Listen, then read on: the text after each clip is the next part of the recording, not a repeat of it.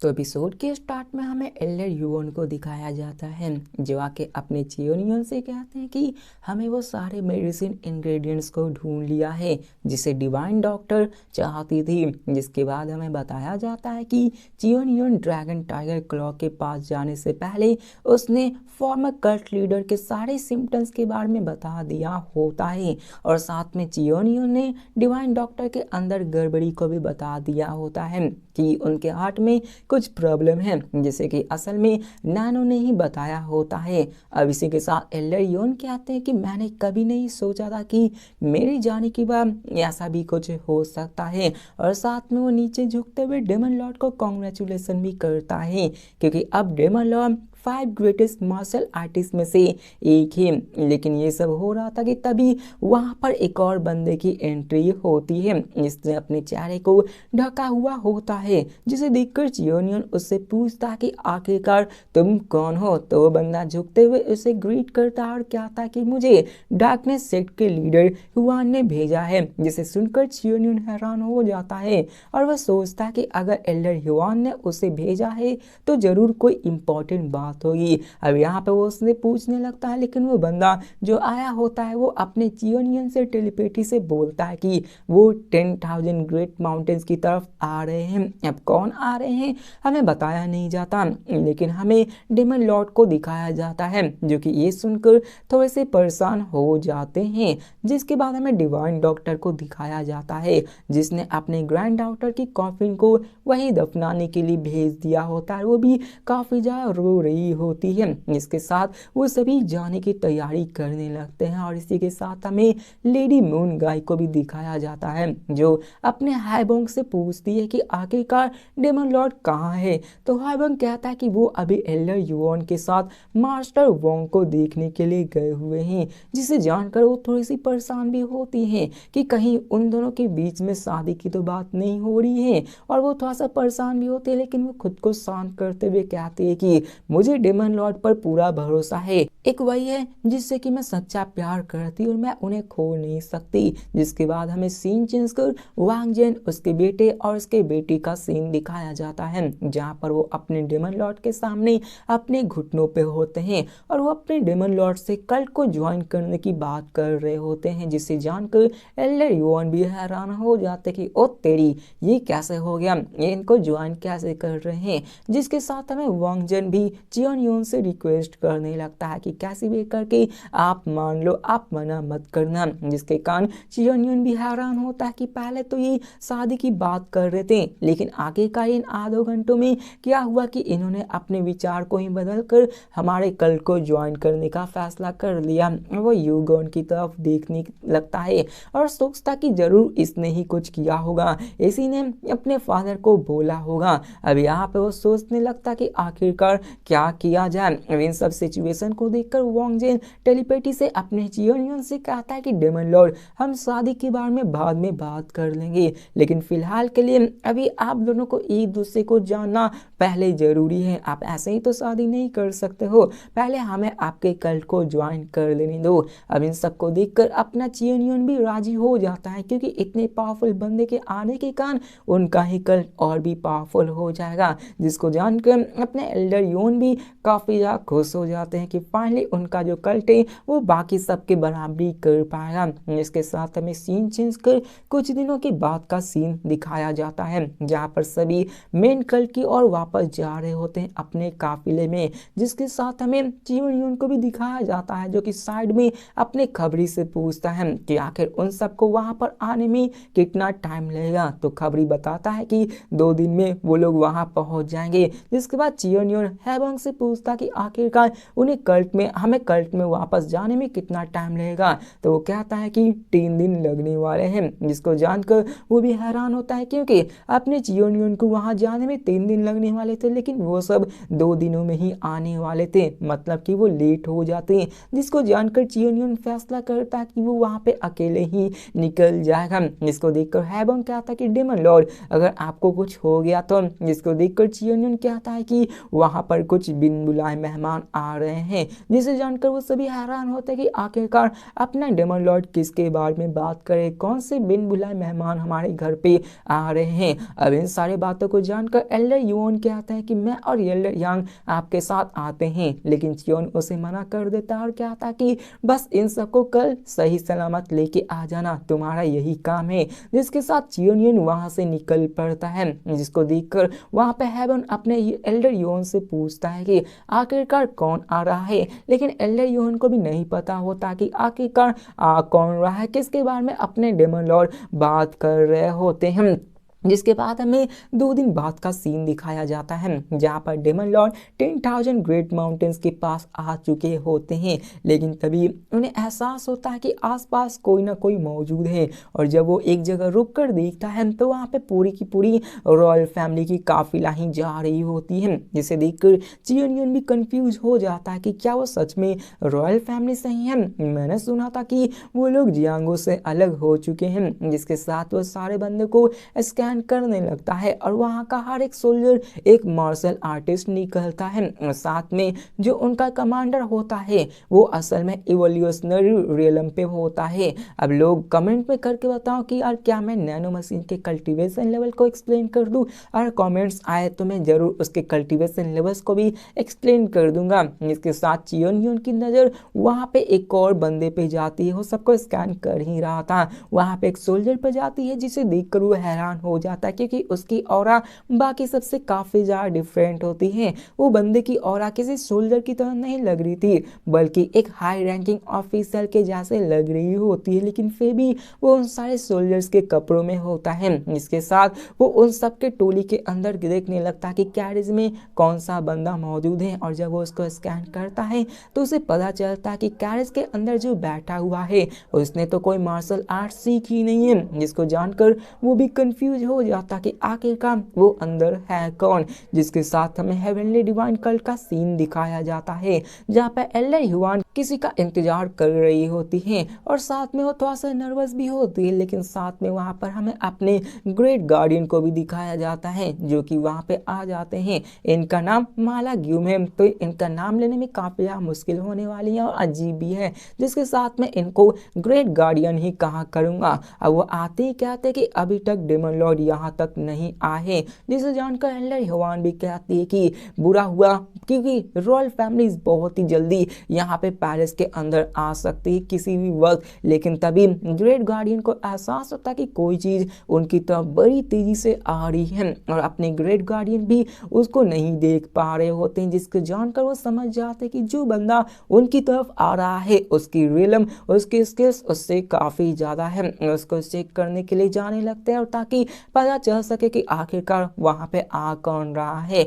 और वो Elder yuan से कहता है कि मुझे लगता है कि हमें अटैक की तैयारी कर देनी चाहिए, जिसे सुनकर वो भी कंफ्यूज हो जाते कि आखिरकार ग्रेट गार्डियन किस चीज के बारे में बोल रहे हैं, आखिरकार वो किस पे अटैक करने को बोल रहे होते हैं। लेकिन ये देखकर ग्रेट गार्डियन उसे उसी तरफ इशारा करने लगते हैं, जिसको देखकर वो वहां देखती तो है लेकिन उसको कुछ नजर नहीं आता। लेकिन तभी उसे एहसास होता है कि उनकी तरफ कोई चीज बड़ी ही तेजी से आ रहा है और वो भी हैरान हो जाते हैं कि आखिरकार इतने तेजी में आ कौन रहा है। अब इस सिचुएशन को देखकर ग्रेट गार्डियन कहते हैं कि हमें बैरियर को एक्टिवेट कर देना चाहिए, जिसे जानकर एल्डर युआन उस बैरियर को एक्टिवेट करने वाली होती है और सोचते हैं कि आखिरकार अभी ही ऐसा क्यों हो रहा है। लेकिन तभी ग्रेट गार्डियन उसे बैरियर को एक्टिवेट करने से रोक देता है, उसे टेलीपैथी से कहता है कि वहां देखो यहाँ पे तो हमें वो जो ऑरा है वो जानी पहचानी लग रही है। और तभी उन्हें पता चल जाता कि ये कोई और नहीं उनके ही डेमन लॉर्ड हैं, जिसको देखकर तो एल्डर युआन की आंखें फटी की फटी रह जाती हैं, क्योंकि वो उनको बैरियर को एक्टिवेटिंग करने वाली थी, जिसकी वजह से कह सकता है कि बहुत ही बड़ा लफड़ा हो जाता। और मन में कहते हैं कि आखिरकार उन्हें आना ही था तो मेन गेट से आते, आखिरकार वो इस तरह पीछे के रास्ते से क्यों आ रहे और सोचने लगते कि इसका कारण क्या है। लेकिन तभी वो ये भी कहते कि आखिरकार डेमन लॉर्ड सोच क्या रहे हैं। दीवार से और जंगल के बीच के जो डिस्टेंस है वो 400 मीटर की दूरी है, अंत में उन्हें वहां पर सामने आना ही है, तो आखिरकार वो ऐसा कर क्यों रहे हैं, आखिरकार वो करना चाहते हैं, क्या करना चाहते हैं। और साथ में ग्रेट गार्डियन भी इसी के बारे में सोचने लगते हैं। लेकिन तभी हमें चियोनियन को दिखाया जाता है जो कि वहां पे आगे बढ़ता है। फाइनली जब वो जंगल से बाहर निकलने वाला था वो एक बहुत बड़ी जंप मारता है और वहां पे वो हवा में आ जाता है, जिसको देखकर एल्डर युआन भी हैरान हो जाती हैं क्योंकि जिस टेक्निक को अपने चियोनियन ने यूज किया था उसे वर्ड वॉल कहा जाता है। ये एक हायर लेवल की टेक्निक होती है और इस टेक्निक को देखकर तो ग्रेट गार्डियन भी समझ जाते हैं कि जरूर डेमन लॉर्ड ने इस 1 महीने के अंदर मुझसे भी हायर रियलम को अचीव कर दिया है। लेकिन चियोनियन यहाँ पर भी नहीं रुकता बल्कि वो अपने ब्लेड को निकालता है और सामने की तरफ फेंक कर उसी पर खड़ा होकर उड़ना शुरू कर देता है, जिसको देखकर तो एल्डर युआन और ग्रेट गार्डियन दोनों ही हैरत में पड़ जाते हैं कि उनके लॉर्ड तो ब्लेड फ्लाइट टेक्निक को भी सीख चुके हैं। वो लोग सोचे होते हैं कि क्या करना चाहिए और वो कंफ्यूज होते हैं। लेकिन इसी के साथ ग्रेट गार्डियन अपने चियोनियन से मिलने के लिए आगे बढ़ना शुरू कर देते हैं, जिसके साथ वो उसके पीछे चलने लगते हैं। और फिर हमें सीन चेंज कर चियोनियन को दिखाया जाता है जो कि आगे बढ़ रहा होता है, लेकिन तभी उसे एहसास हो जाता है कि एल्डर युआन और ग्रेट गार्डियन उसके पीछे आ रहे हैं, जिसके कारण चियोनियन भी ऊपर से नीचे उतरकर इनर कासल में लैंडिंग करता है। और साथ में एल्डर युआन और ग्रेट गार्डियन वो दोनों आ जाते हैं और वो दोनों डेमन लॉर्ड को ग्रेट करते हैं, जिसके बाद वहां पे उनमें थोड़ी सी बात होती है, हालचाल पूछी जाती है। और फिर हमें सीन चेंज कर मेन हॉल का सीन दिखाया जाता है जहाँ पर अपने डेमन लॉर्ड बाकी सारे बंदे के साथ ग्रैंड एंट्री करते हैं। और जैसे ही वो लोग अंदर आते हैं सभी लोग जो वहाँ पे मौजूद होते हैं वो अपने डेमन लॉर्ड के सामने झुककर उसे ग्रीट करते हैं। जिसके बाद हमें सीन चेंज कर मेन गेट का सीन दिखाया जाता है जहाँ पे सब लोग किसी का इंतजार कर रहे थे। फाइनली वहाँ पे रॉयल फैमिली का काफिला एंटर हो जाता है और जो इवोल्यूशनरी रियलम का बंदा होता है वो सामने आके सबके सामने खुद को एड्रेस करते हुए कहता है कि ग्रेट मिंग एम्पायर के सिटीजन, मैं युओन नामगुन साउथर्न मिलिट्री का जनरल हूँ। अब जैसे ही एल्डर युआन ये सुनते हैं कि वो साउथर्न मिलिट्री की जनरल है तो वो अपने चियोनियन से कहते हैं कि डेमन लॉर्ड वो बंदा एम्ब्रॉयडर यूनिफॉर्म गार्ड में से एक है। जिसके बाद हमें एम्ब्रॉयडर यूनिफॉर्म गार्ड के बारे में बताया जाता है कि ये एक सीक्रेट फोर्स है जो कि एम्पायर को गार्ड करने में काम करती है और ये जनरल युओन वो सेकंड रैंक का आता है, मतलब कि उससे हायर रैंक के भी बंदे मौजूद हैं। अब चियोनियन भी सोचने लगता कि आखिरकार उस कैरिज में ऐसा कौन सा बंदा है जिसके लिए इतने हाई रैंकिंग ऑफिसर को भेजा गया। और तभी वो कैरिज खुलता है और अंदर से एक बंदा एक फरमान लेकर बाहर निकलता है और इसी के साथ जनरल युओन जो होता है उस फरमान को लेने के लिए आगे जाता है। लेकिन तभी उसकी नजर बाकी के डेमन कल के लोगों पर जाती है जो कि अभी भी खड़े होते हैं, जिसको देखकर वो गुस्से में कहता है कि ये एक एम्पीरियल कमांड है, अपने घुटनों पर आओ। लेकिन कोई भी बंदा उसको भाव तक नहीं देता, जिसको देखकर उस बंदे को काफी ज्यादा बुरा लगता है, गुस्सा भी आता है, होश भी उड़ जाते हैं। उसे गुस्सा आ चुका था और वो उन पे अटैक करने वाला था, लेकिन उससे पहले ही वहां पे उससे कोई टेलीपैथी में बात करते हुए कहता है कि कोई बात नहीं। जिसके साथ हमारे उस कैरेज के अंदर का सीन दिखाया जाता है जिनमें से एक बंदा बाहर निकलता है जो कि कुछ ज्यादा ही मोटा होता है और वो आते ही गुस्से में कहा था, मैं ग्रेट मिंग एम्पायर का एम्पायर के वॉर्डर्स की वजह से यहाँ पे आया हूँ, मैं जू टैंगमैन प्रिंस चेंग हूँ। अब जैसे ही वहाँ पे सब लोग सुनते हैं कि ये तो प्रिंस चेंग है, उन सबको विश्वास ही नहीं होता कि यार अपना प्रिंस चेंग इतना ज्यादा मोटा कैसे हो सकता है। आप देखो जो बंदा अभी तक लास्ट तक देख रहा है जरूर वो कमेंट में 5 हार्ट वाला कमेंट करना, मैं समझ जाऊंगा कि यार कोई तो अभी तक लास्ट में देख रहा है। इसी कारण मैं थोड़ी लंबी वीडियो ही बना पाऊंगा, वरना मैं भी 10-11 मिनट की वीडियो बनाकर छोड़ दूंगा। जिसके साथ हमें यहाँ पे दिखाया जाता है बाकी लोगों को जिन्हें विश्वास नहीं होता कि ये प्रिंस चेंग ही है, किसी को विश्वास नहीं होता ये मोटा सा बुड्ढू सा प्रिंस कैसे हो सकता है। अब एल्डर युआन भी ये जानकर सोचने लगती है कि मुझे लगा ही था, लेकिन तभी हमारे प्रिंस चेंग को दिखाया जाता है जो कि काफी ज्यादा गुस्सा हो जाता है और कहता है कि तुम सब इंपीरियल ऑर्डर के आने के बाद भी झुके नहीं और तुम्हारे सामने तो अभी साफ प्रिंस खड़ा हो गया, लेकिन फिर भी तुम आखिर में खड़े हो। और वो अपने चियोनियन की तरफ उंगली करते बोलते हुए क्या था कि क्या तुम डेमोनिक कल के डेमोनिक लॉर्ड हो। और वो मन में ही सोचता कि ये तो बस एक बच्चा है और इसने तो किसी मार्शल आर्टिस्ट को भी नहीं सीखा, ये किसी एंगल से मार्शल आर्टिस्ट लग ही नहीं रहा है, ये तो बस एक नॉर्मल सा बंदा है। लेकिन फिर वो गुस्से में कहता है कि जैसा लीडर है वैसे ही उसके चाहने वाले उसके सब ऑर्डिनेट हैं। और वो उन्हें ताने मारते हुए कहता है कि चलो आओ और मेरे सामने झुको और मुझसे भीख मांगो, क्या पता मैं तुम्हें माफ कर सकता हूँ। अब ये सुनकर उन्हें काफी ज्यादा गुस्सा आने लगता कि आखिरकार इसकी हिम्मत कैसे हुई हमारे डेमन लॉर्ड की इंसल्ट करने की। लेकिन चियोनियन वहीं पे खड़ा होकर मुस्कुरा रहा होता और साथ में वो अपने ऑरा को रिलीज करने लगता है, जिसकी वजह से वहां पे जितने भी घोड़े होते हैं वो रिवोल्ट करना शुरू कर देते हैं, जिसको देखकर जनरल युओन अपने स्वॉर्ड को निकालते हुए कहते हैं कि आखिरकार तुम्हारी हिम्मत कैसे हुई हमारे प्रिंस के सामने अपने ऑरा को दिखाने की, अपने डेंजरस ऑरा को रिलीज करने की। क्या तुम सब हमारे राज्य के साथ गद्दारी करना चाहते हो। अब इन सब सिचुएशन को देखकर मोटू प्रिंस चेंग हंसने लगता है और मन में कहता है कि चाहे कुछ भी हो इन्हें तो आज कोई नहीं बचा सकता है, इनके पास कितनी पावरफुल बंदे क्यों ना हो, लेकिन फिर भी ये हमारे मल्टी मिलियन आर्मी के साथ फाइट तो नहीं कर सकते ना। अभी सिचुएशन को देखकर जो मुनयुन होते हैं एल्डर वहां की, वो अपने प्रिंस चिंगयुन के सामने झुकते हुए कहते कि demon lord prince Cheng current emperor का सेकंड सन है, अगर आप परमिशन दे तो मैं उससे बात कर सकता हूँ। तो चियोनियन उसे परमिशन दे देता है, जिसकी वजह से वो आगे बढ़ता है और प्रिंस चेंग को ग्रीट करते हुए कहता है कि मेरा ये हॉनर की बात है कि मैं आपके सामने बात कर सकता हूँ। लेकिन ये सुनकर जनरल युओन को गुस्सा आता है और कहता कि आखिरकार तुम्हारी हिम्मत कैसे हुई खड़े होके बात करने की, जल्दी से अपने घुटने पे आओ। लेकिन जो मिनियन होता है वो अपने ही प्रेशर को रिलीज करना शुरू कर देता है, जिसकी वजह से वहां पे जितने भी होते हैं बंदे वो सब जितने भी सोल्जर्स होते हैं वो सब सप्रेस होना शुरू हो जाता और कहता है कि हम कल्ट मेंबर्स अपने डेमन लॉर्ड के अलावा किसी और के सामने नहीं झुकते, चाहे यहाँ पर कोई और भी क्यों ना आ जाए।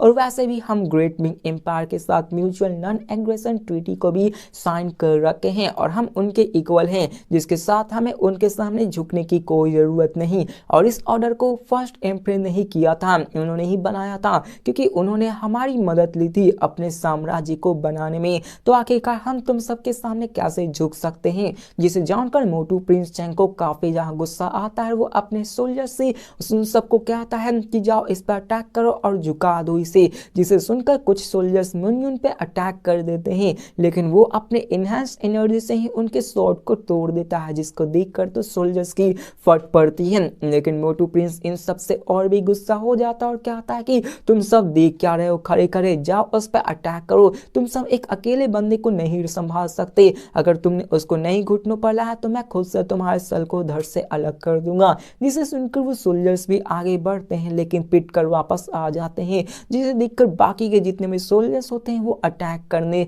शुरू कर देते हैं। उन्हें प्रिंस की तो ऑर्डर मारनी थी, जिसके साथ वो सभी आगे बढ़ते हैं, लेकिन तभी हमें दिखाया जाता है कि वहां पर वो सभी लहूलुहान हो जाते हैं, किन्हीं के हाथ कट जाते हैं, किन्हीं के सोल्जर्स पे कट लगते हैं और सभी नीचे गिर चुके होते हैं, क्योंकि यहाँ पर अपने बाकी के बंदे आ चुके हैं। तो आगे आने वाले एपिसोड भी काफी ज्यादा अच्छी होने वाली है, क्योंकि यहीं से प्लॉट चालू होता है, यहीं से थोड़ा सा कह सकते हो कि मजा आता है। तो आप लोग लाइक कर दो, लाइक टारगेट है 100 लाइक्स का, अगर आप लोग कंप्लीट कर दोगे तो मैं नेक्स्ट वीडियो बहुत ही जल्दी ले आऊंगा। तो मिलते हैं नेक्स्ट वीडियो में, तब तक के लिए बाय।